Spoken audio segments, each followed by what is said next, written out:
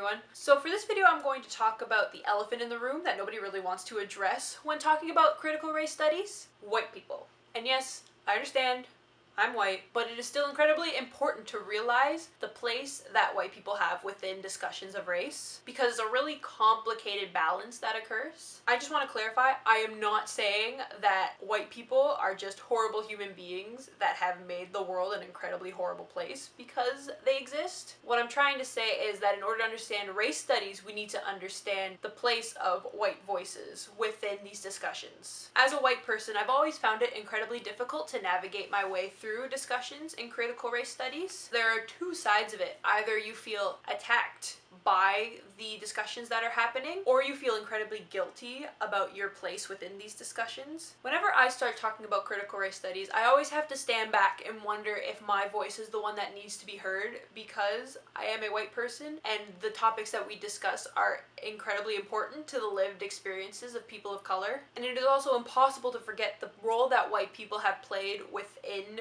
discourses of race, both historically and currently. So historically speaking, white people have had an incredibly large amount of power, especially within racial discourses. Usually within cultural studies and critical race theory, whenever we refer to white people within a historical context, we refer to them as the colonizers, while people of color are often referred to as the colonized, kind of just as a background of how whiteness is perceived within critical race studies. So as I said before, I am white, and within society that means that I'm granted a whole list of privileges that people of color do not have access to. So a theorist named Peggy McIntosh actually made a list of 46 things that she can do that people of color cannot within society because of her privilege. In this video, I'm going to focus on one in particular that really stood out to me. So at one point she comments that her white identity gives her the power to broach the topic of race and discuss it and its problems. This is an incredibly important point. As a white person, I can talk about these topics and not fear the repercussions that may occur because I am talking about it. I function outside discourses surrounding race that gives me the power to talk about these things and be taken seriously. A lot of people of color who try to talk about these topics will be put down because of discourses surrounding their race. Many people will feel that they are either too invested in the topic because of their race, or because of the discourses that exist,